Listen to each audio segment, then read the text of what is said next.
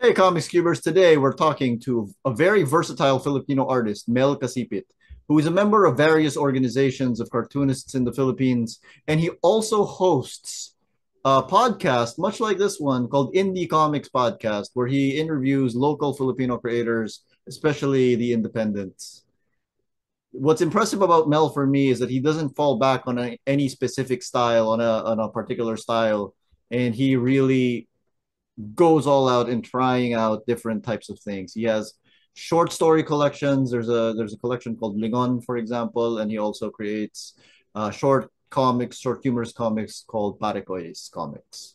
You can find him in his social media down below, and you will be able to see him at the Philippine International Comics Festival this July, the first weekend of July at Mega Trade Hall in Mega Mall. Before we go on, I'd like to remind you all that if you want to support the Comics Cube, we do have a Patreon. Click the link down below if you want to support us. And without further ado, Mel Casipit.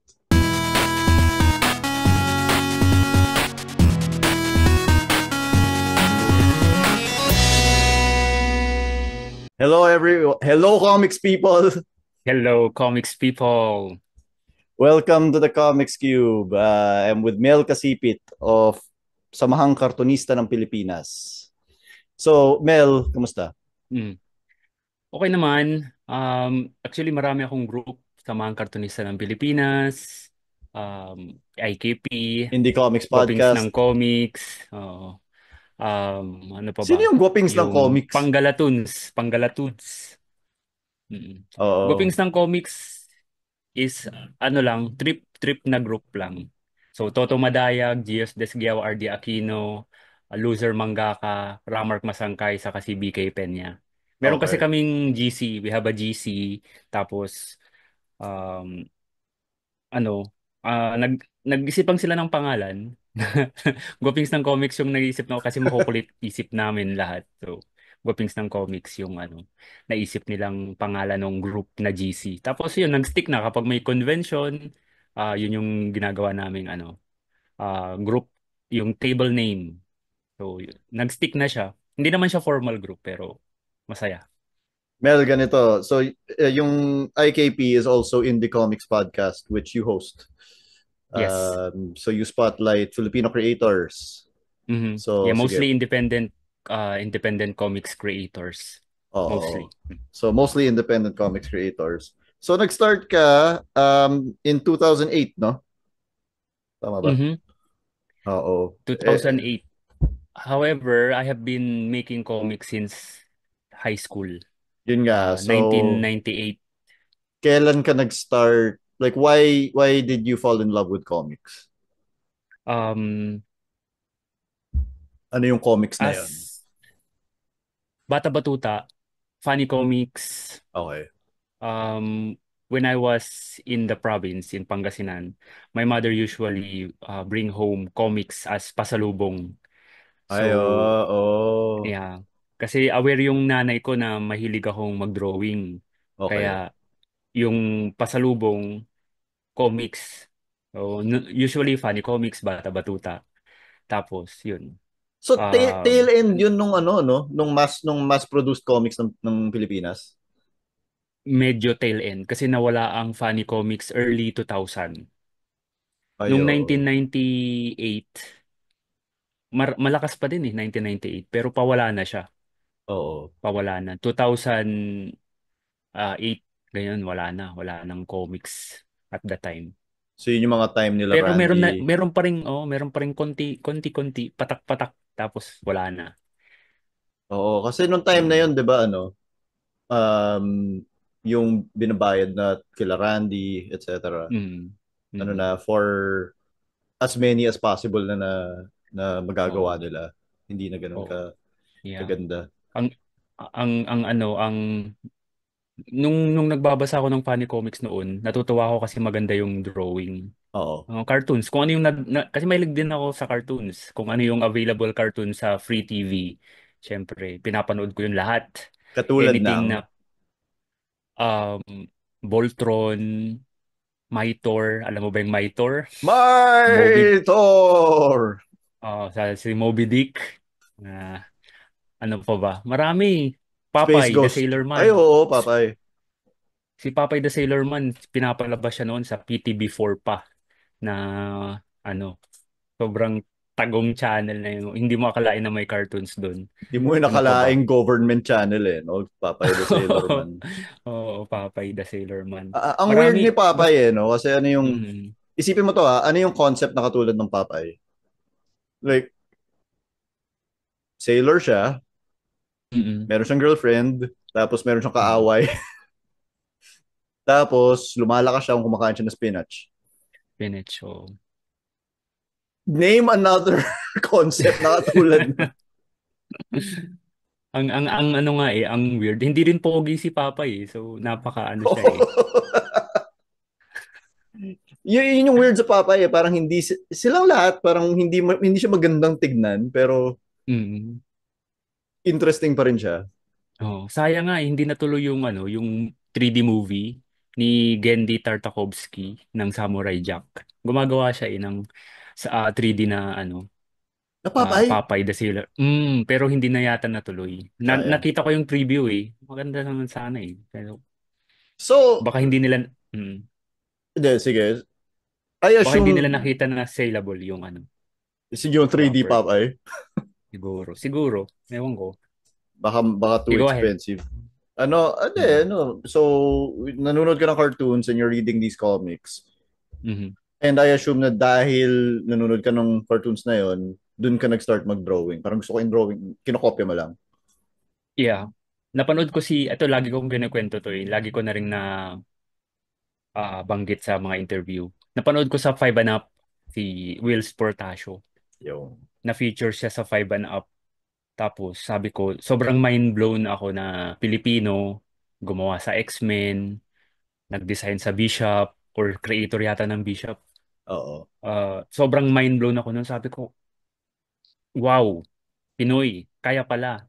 And then after a while, saka ko na lang nalaman na even before, mga Alcala, Redondo, ano din sila. Pero later ko na nalaman yun. Ang una ko Oo. talagang nalaman na Pinoy na nag-drawing sa X-Men. Siyempre, pinapanood ko rin yung X-Men noon eh, nung grade 1. Ten, tenenenen. Tapos, mind blown ako na may Pilipino na nag-drawing. So, sabi ko, sige, gagawa din ako ng sarili kong comics. Yun. Galing, no? So, oo, naganap ako ng notebook na walang Walang yung line. lines. Oo. Nung nakahanap ako, sabi ko, pwede akong gumawa ng comics dito. Kasi una nag-drawing ako ng comics ng sarili ko lang sa bond paper eh. Oo. Siyempre bond paper loose yun eh. So, kailangan ko pang i-binder para magmukha siyang libro.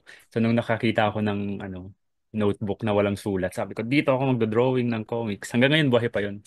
Yung notebook na Nasa yun? Pangasinan. Nasa Pangasinan.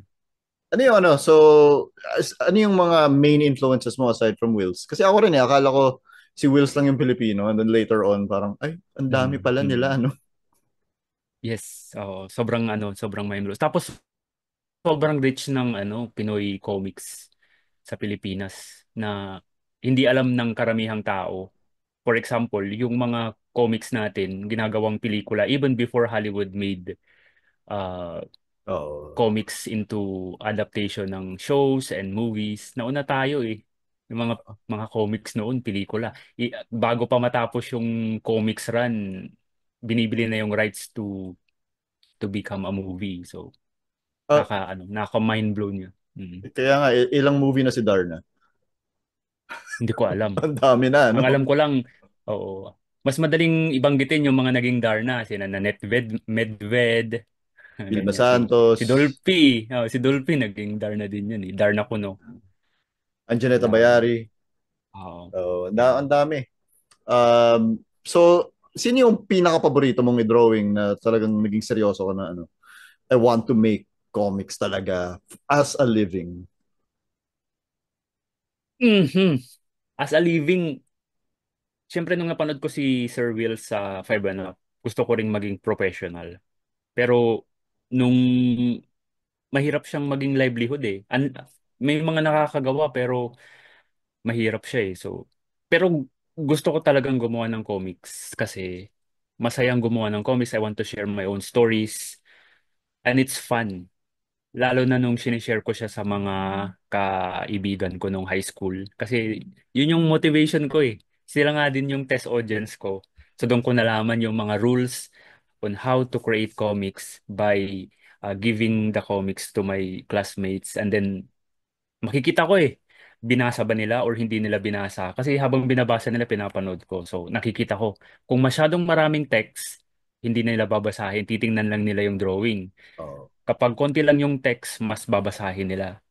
Kapag boring yung nangyayari, walang masyadong nangyayari, hindi na sila tutuloy magbasa. So, kailangan may mangyaring something, action or yeah, exciting na yun. Doon ko nalaman lahat kung paano maglagay ng panels, kung ilang panel sa isang page. Doon ko siya na doon ko siya na nalaman.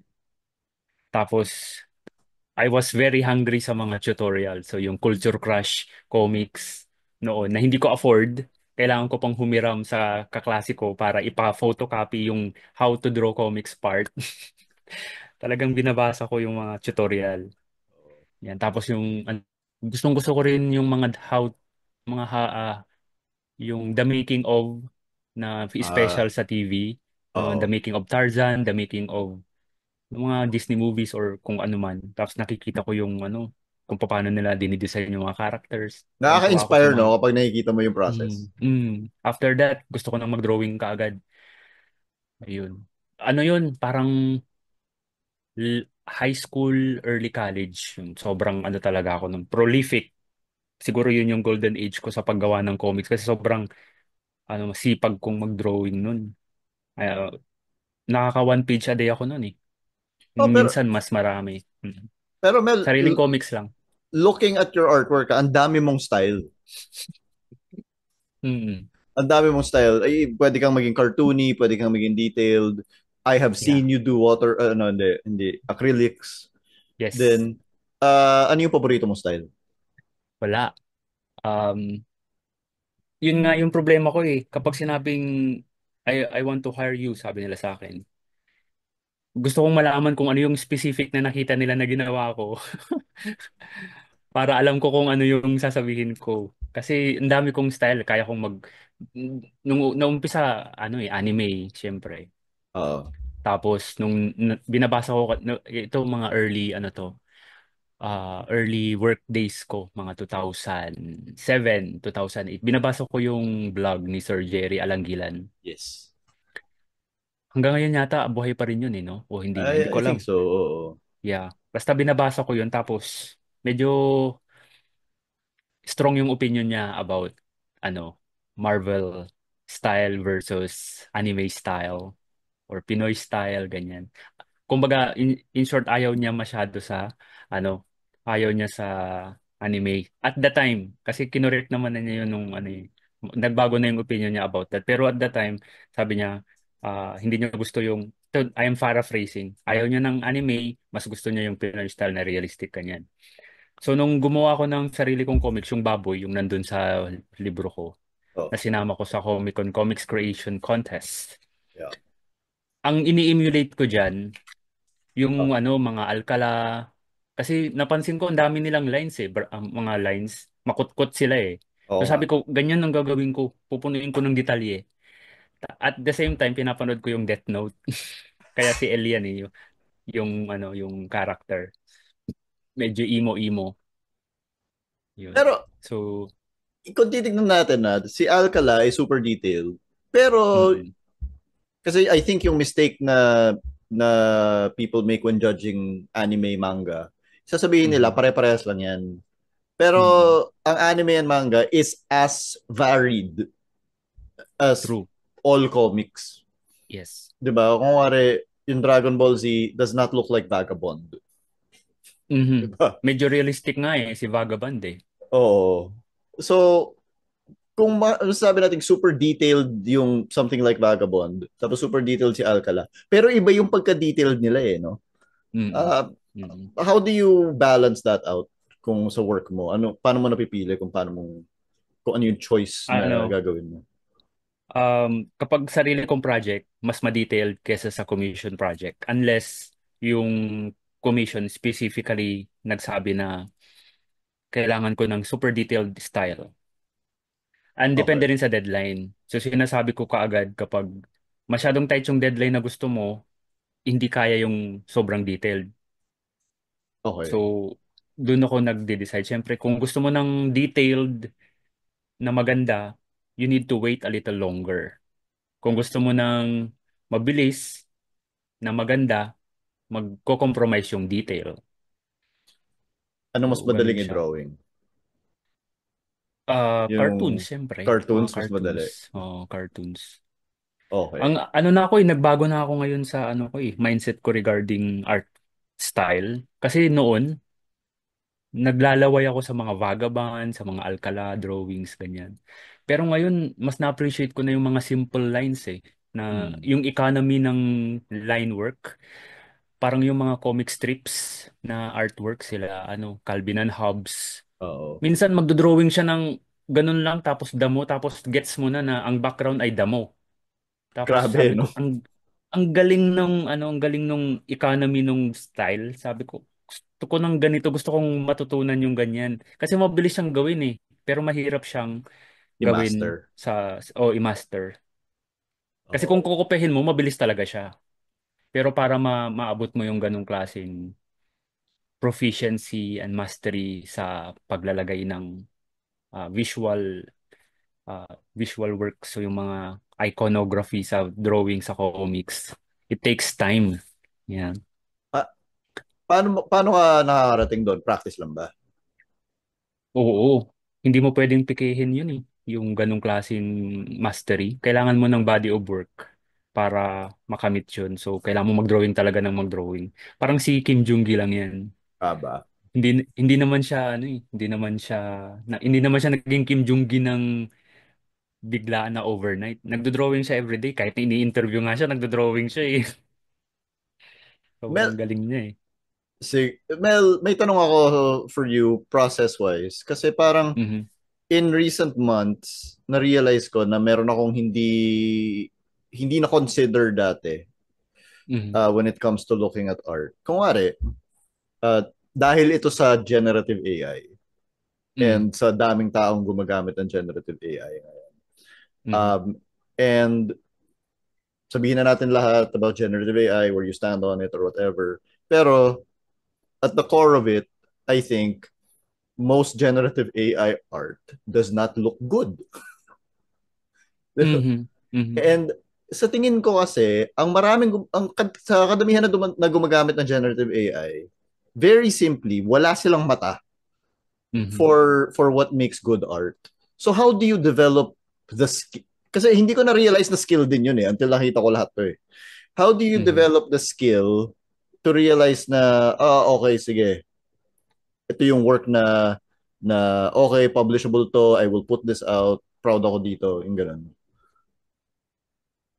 Yung, paano mo na-develop yung mata mo? Ano siya kailangan mo siyang, kailangan mo maging exposed sa maraming artwork. Kasi aminado ko, even sa akin, I'm an artist, I have been drawing for a long time, pero recently lang na pwede kong sabihin na kaya kong tumingin ng magandang art sa pangit or sa may strong art and yung simple lang na art. Kailangan mong mag-study din, magbasa ng mga books sa mga art movements, ganyan, sa mga graphic design na yung mga shapes, how do you compose? Kasi doon mo malalaman kung kung maganda ba or hindi sa composition, sa level of detail, yung mga uh, principles and theories of good design, ganyan. Umuulit-ulit lang siya mga basic shapes. So kung medyo may alam ka doon, madidetermine mo kung ano yung maganda and kung ano yung hindi. Kasi may example ako meron kaming kalendaryo noon.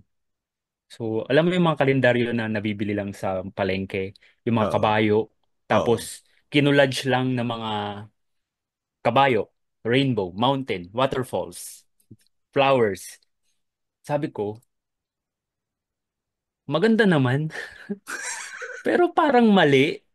Hindi ko ma-pinpoint at the time kung ano yung mali doon sa pagkakagawa na yun. Kasi kung iisa-isahin mo, maganda yung kabayo, maganda yung waterfalls, maganda yung flowers. Pero hindi siya cohesive. Iba-iba yung lighting, Oo. yung pagkaka-arrange. Ano lang talaga siya, collage. Hindi siya maayos na na-arrange doon sa kalendaryo na design. So yun. Dun lang ako ngayon lang ako kasi nag-aaral din ako. Nagtuturo ako ng ng graphic design sa school tapos unti-unti nag-i-improve din kung paano ako mag-design, mag-layout ng mga pang-post sa Facebook ganyan. Sa paggawa Oo. ng mga sa paggawa ng mga PowerPoint presentation. Dati kung ano lang, lagyan mo lang ng text, lagyan mo lang ng illustration, okay na.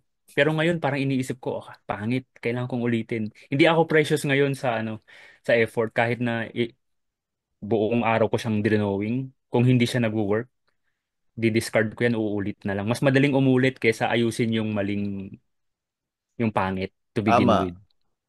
Tama. Hindi Tama ako, naman. oo.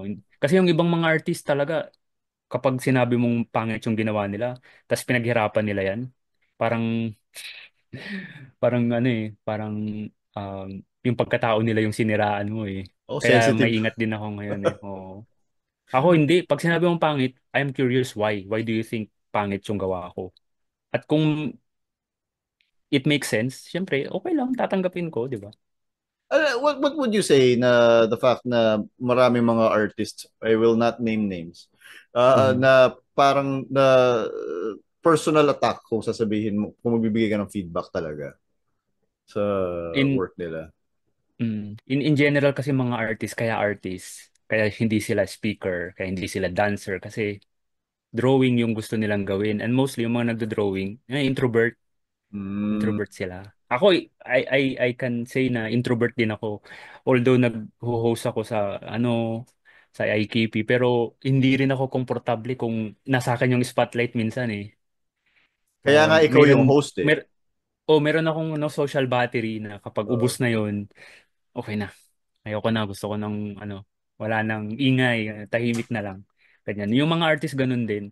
So may mga artist na talagang sensitive, lalo na yung mga tahimik. May kakilala Oo. din ako ganun eh. Kung mapuna lang yung drawing niya ng konti, parang, ewan ko, galit na siya kaagad. Kaya, oh.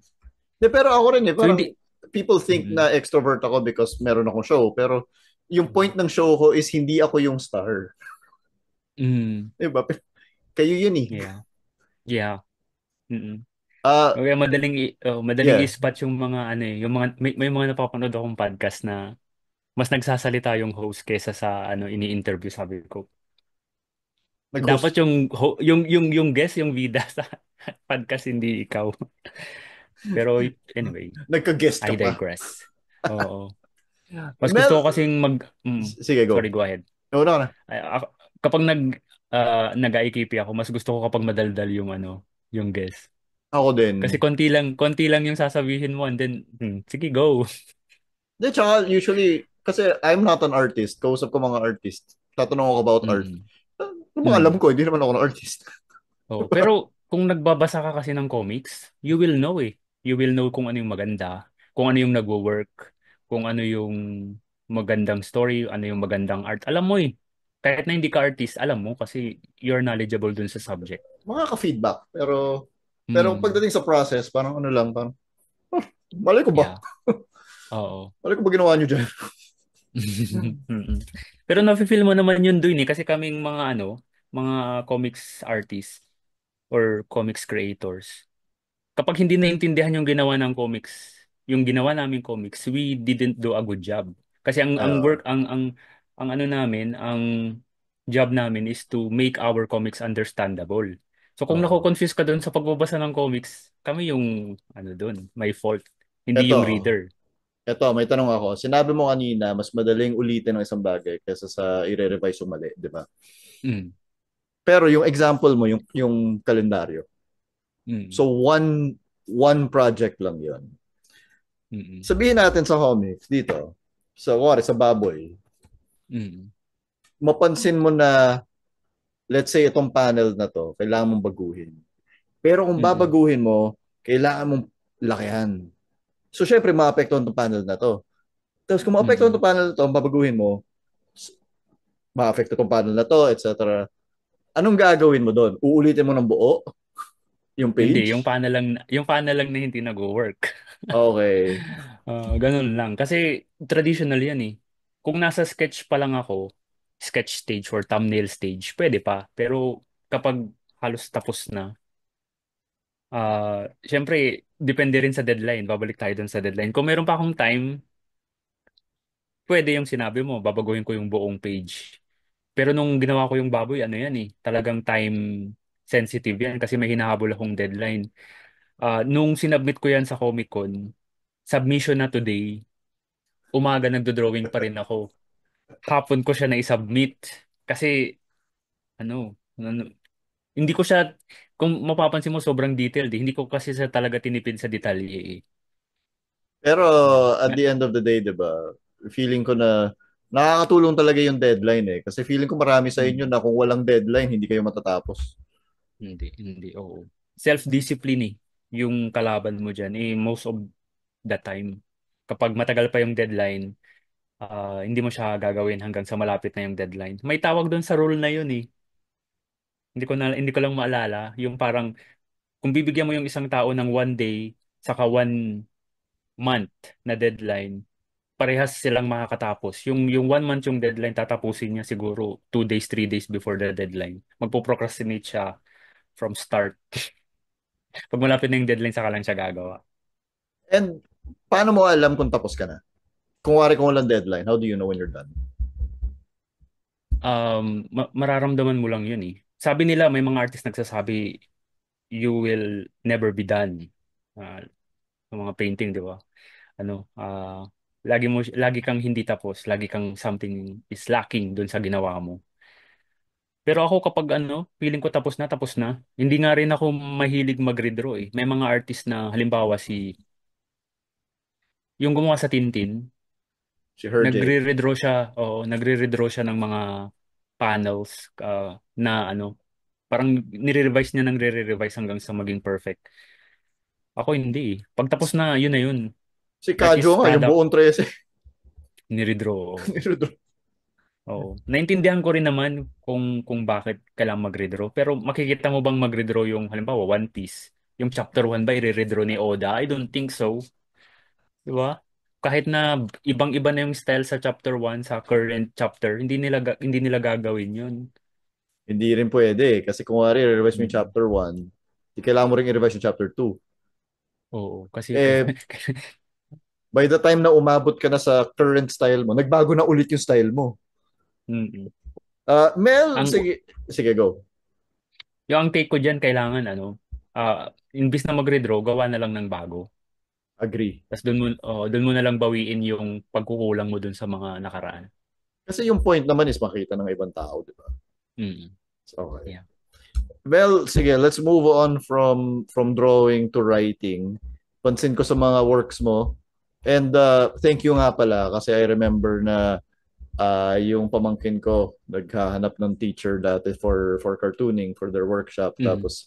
tapos ikaw yung naging teacher nila for that workshop. So yun, everybody, Mel Casipit does those things. So Yes. i-contact nyo lang siya. Mm. So dito, kumare, dito sa Lingon, nakikita Mm. ko iba't iba yung genre na ginagamit mong sa mga kwento mo, no? So iba't iba Mm. yung mga genre, iba't iba yung mga style. Saan nanggagaling yung mga kwento? Kasi all of these are you. Mhm. So saan nanggagaling yung Ah, mga kwento? Kasi also at the same time most writers and artists ang ginagawa nila talaga parang napakalaking epic eh. Pero ikaw mm. short stories eh. So bakit Yes. bakit ganun? Kasi yung napakalaking epic, trinay ko na and it didn't work for me. Talaga. Meron akong ginagawa. Yung, di ba nakwento ko, nagdodrawing ako ng comics nung high school. Oo. I started a comics called Mukat, Mukat. Ano Okay. siya? Think Final Fantasy na may Pokemon, na may Dragon Ball, na may, kumbaga, ano siya, RPG style. Okay. Yan, magical, magical. So sinimulan ko siya nung late high school hanggang college. Pinublish ko siya ng sarili ko lang sa Pangasinan. Tapos Nung nandito na ako sa Manila, nirelease ko siya ng per issue, tapos kinumpal ko siya sa libro. Naka two books ako. Pero yung mga nilabas ko, yun yung ginawa ko hanggang high school pa lang. Hindi ako nakagawa ng new material.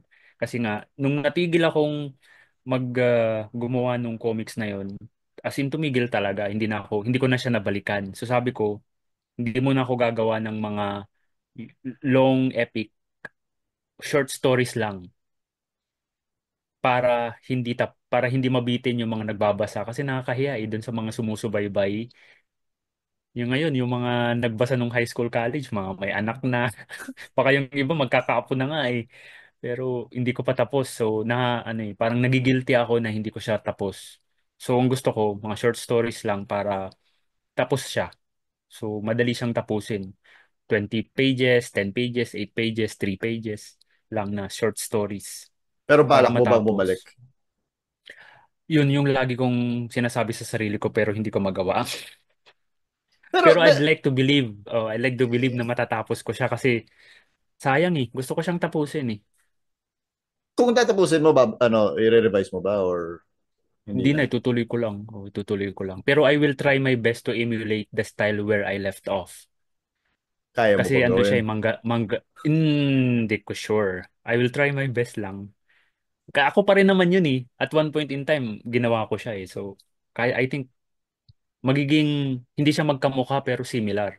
Oo. Pero mas marami ka nang alam ngayon eh. Oo. Yeah. Saka baka digital na kasi trad ako all throughout my comics career. At nag-digital lang ako late na mga 2012 ganyan, 2013. Okay. Pero Mel, sabi nga, maraming nagsasabi mas mahirap yung short stories. Mm, sabi Mm. nila. Oo. Pero not for you. Pero nasanay kasi akong magbasa ng funny comics and funny comics they can finish a story in just 3 pages. So in-apply ko Ah, lang 'yun. Oo. pinag-aralan mo. Hindi ko siya closely pinag-aralan pero syempre yun yung doon ako expose eh. Expose ako sa ganong klaseng style of storytelling. So set up sa page 1, development sa page 2, conclusion sa page 3. I-expand Okay. mo lang siya kung mas mahaba yung story mo. Kung ganun. So parang meron ka ng basic structure, tapos kung gusto mong gawing mas malaki, magdadagdag ka lang ng E- isa pang character, Expand mo lang. Oo, oo. isa pang nangyayari. Yeah. Halimbawa yung sa baboy, yung diyan sa Hmm. lingon. Ang story niyan, sasali ako sa comics creation contest ng Comic Con tapos ang theme ay horror. May specific theme. Kahindik-hindik na tagpo. Hanggang ngayon naalala ko pa eh kasi sobrang niyan, special sa akin nung yung first comics ko yan na ginawa ko na sa Manila. So yun, nag-isip ako ng horror. Ano ba yung horror? So bigla kong naalala yung nanay ko mahilig magkwento ng katatakutan nung bata kami. Oo. So nakwento niya na yan. Tapos napapanood ko rin sa TV eh. Yung mga aswang, they can morph into creatures. Baboy, ibon. So naalala ko, okay, pwede. Vampire pig.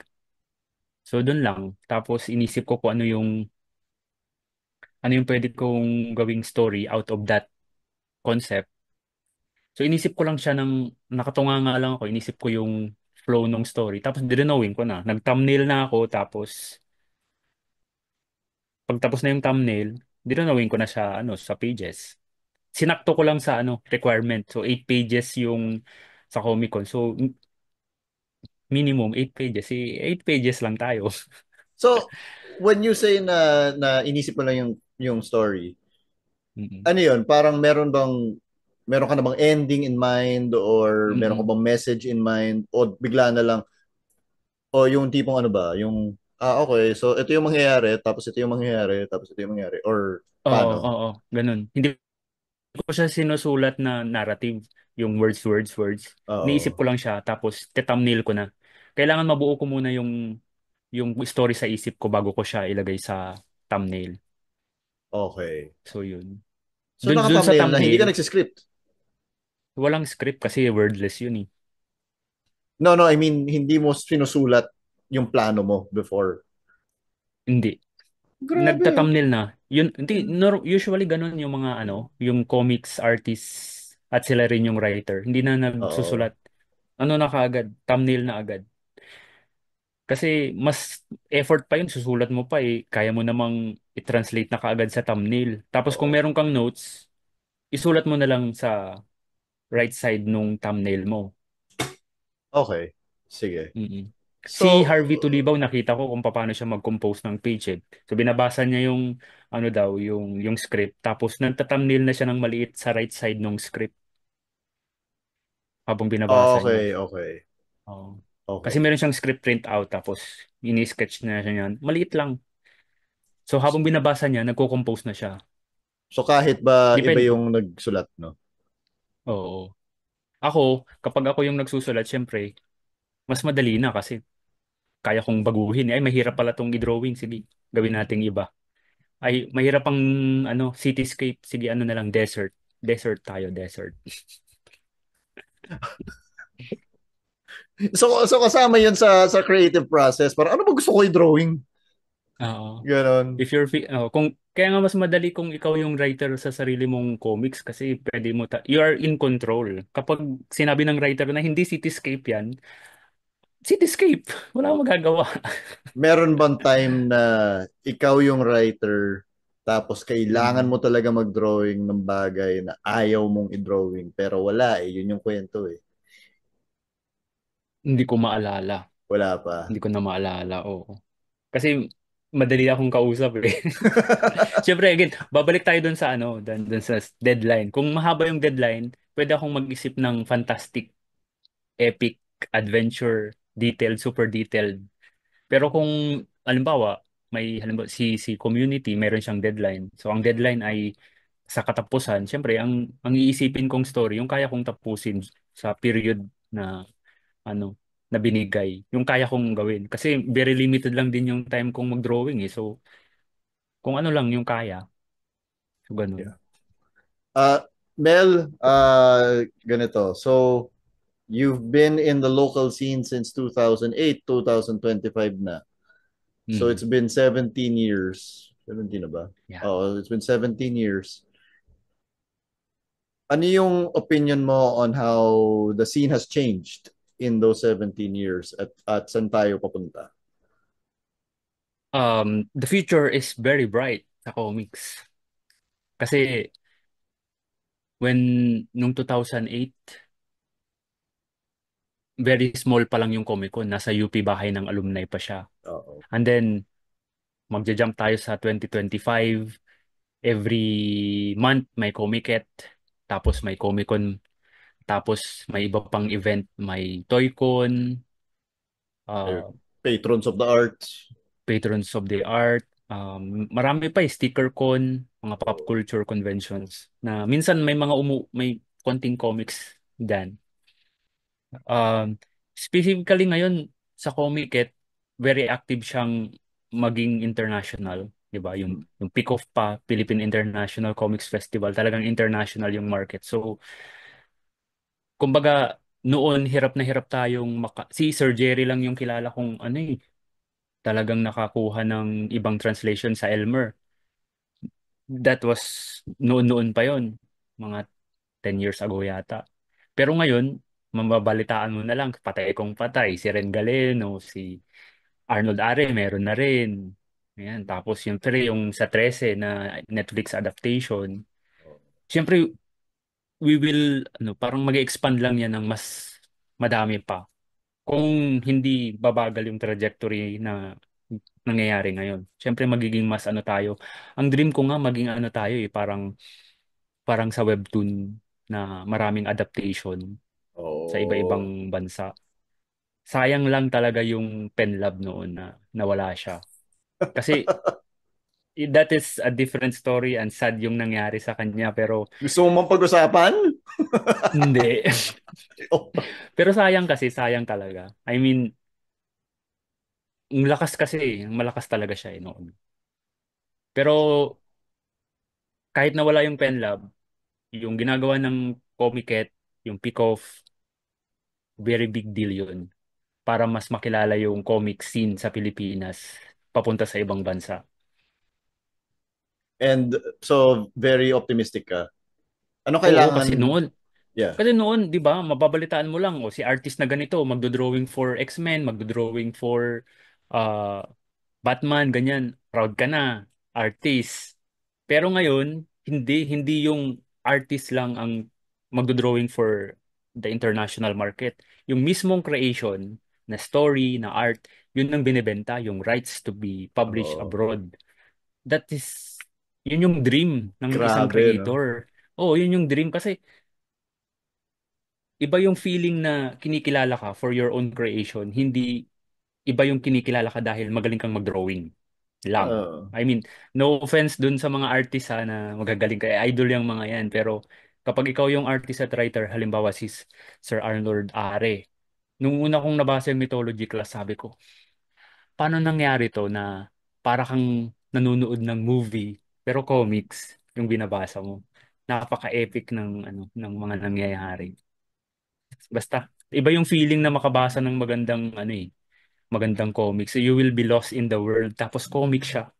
Naalala ko rin nung binabasa ko yung Pugad Baboy na kung pag tuloy-tuloy mo siyang babasahin, ma, you will fall in love sa mga characters. Nakilala mo na sila, Oo. alam mo yung ugali nila, tapos natatawa ka kahit na wala silang ginagawa dun sa panel. Si Diba? ano, na-surprise nga ako eh kasi yung book ni Renren, yung Mm, sa wala, mm, 'di ba? Nung binasa ko siya, inisip ko, this is super Filipino, 'di mm, ba? This is super Filipino. Maganda siya, magaling siya, pero hindi ko inexpect na magkakamaraming translation siya. Kasi inisip mm. ko na the rest of the world walang pake sa Pilipinas. And Oo, therefore, walang tapos pake yung subject pa niya, sa subject na ganun. Oo. oh, sabong yun eh. Oo. 'Di ba? Ano, yun nga parang nung sinasabi na maggumawa ka ng story na it will relate to other countries na yung universal, yung niya, appeal. Pero yung kay Renren, hindi eh. Parang Hindi nga. localized talaga siya eh. Pero siya yung Doon pinakamaraming translations doon ako na rights nagulat. na nabenta. Oo. Doon ako nagulat kasi napaka-specifically Filipino siya. I would not have said Mm. na ano na relatable siya to other countries. Pero Kaya apparently, nga. so nandun na Oo. tayo. Nandun na tayo sa point na yun. Mm. Which is good, di ba? Yeah. So, Sobrang nakaka-proud. Nakaka-proud. so, sa, Nasayang nga eh na okay, sige, ano, go.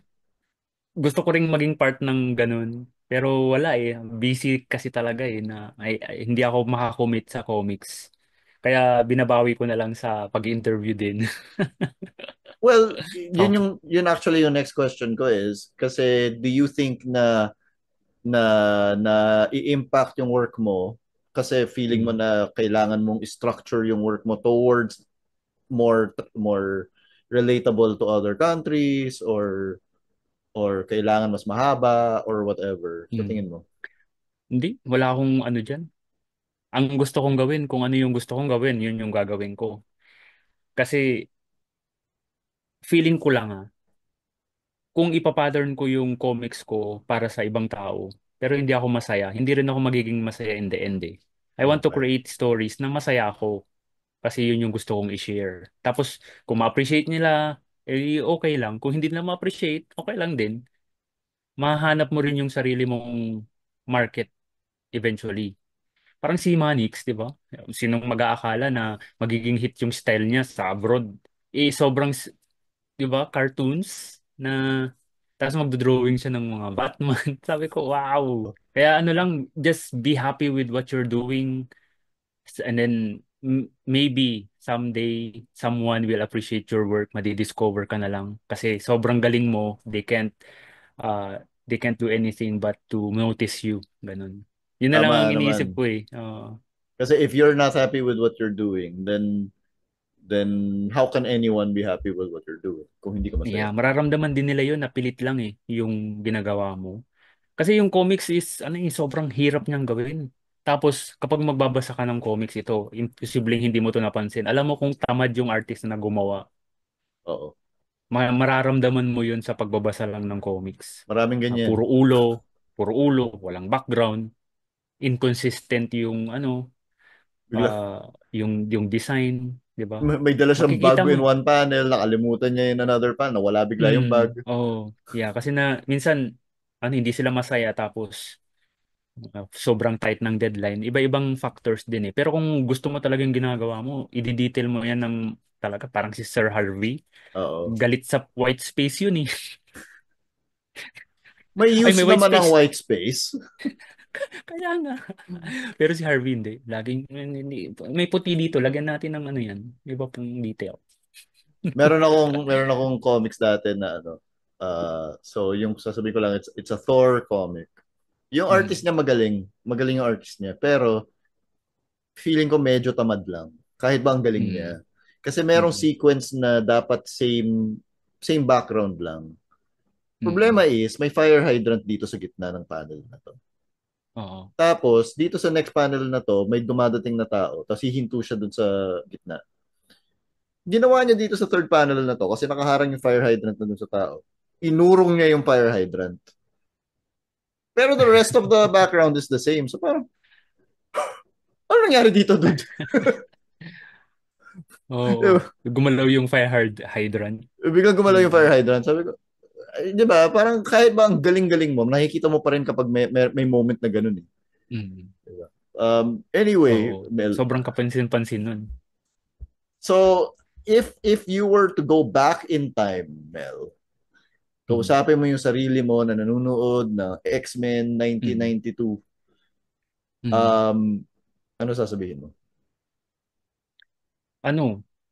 Huwag kang tumigil mag-drawing ng comics because kapag tumigil ka, hindi mo na mababalikan yung kung where you left off. Kailangan mo siyang ituloy. Mm. Ang story kasi Eh, niyan yung sa yeah. Mukat kasi na-hire ako k- fresh grad. So kailangan kong um magtrabaho. Sabi ko, hindi muna ako uh, magdo-drawing. Iko-concentrate ko muna yung attention ko sa work kasi work siya, nakakahiyang hindi mag-excel sa first job. So yun yung ginawa ko. And then, yun nga, hindi na ako nakabalik sa pagdodrawing. So, yun yung isa sa mga pinagsisisihan ko na hindi ko na siya nabalikan. Yung momentum sa paggawa ng mukat, hindi ko na sustain. Na sana, tapos na siya ngayon. Hmm, Kasi ano to eh, parang 2000, ano ba yun? 2006? 2000, hindi. 2000, oo, 2002 siguro ko siya sinimulan. Dapat ngayon tapos na yun. Kung tuloy-tuloy ko siyang ginawa. problema talaga ang Masayang. trabaho eh. No? Oo. Kaya ngayon ang ginagawa ko puro short comics na lang. And comic strips. Kasi kahit na tumigil ka, okay lang. Pwede mo siyang balikan anytime. It's a strip. Wala naman siyang narrative na beginning, middle, and end eh. Na storyline. Sa mga nakikinig sa atin ngayon, where can people find your artwork and contact you for commissions? Check nyo lang yung website ko, melkasipit.com. Nandun na lahat ng details na kung ano yung kaya kong gawin, ano yung ginagawa ko. Yan. Melkasipit.com lang. Mukatman sa Instagram and Facebook. And yung Indie Comics Podcast, plug mo na rin. Mhm. Yes. So, we have an Indie Comics Podcast YouTube channel where you can watch our previous episodes ng mga creators na in-interview namin. So, we feature local comics creators and their works. We also cover local comics events. Yan. So, go watch. Sige, lilink ko yon down below yung Indie Comics Mhm. Podcast sa description. So if you want to watch Indie Comics Podcast, click nyo lang Mhm. down below. Maraming salamat, Mel. This was great. Thank you, Okay Dewey. lang. Thank you for the invitation. Thank you Yan. so So, much, next Mel. time, siguro after a few months, ikaw naman ang mag-AIKP. Baliktad naman tayo. Mm. Sige. Ikaw Thank yung you, Mel. tatanungin ko, anong ginawa mo nung high school? Ganun ako. Nung high school, Doon mo. ano bang ginawa ko nung high school? Hindi naman ako gumawa ng comics eh. Mm. Sige. Pag-usapan natin yung origin story ni Dewey. Thank you, Mel. Sige, sige. Ingat.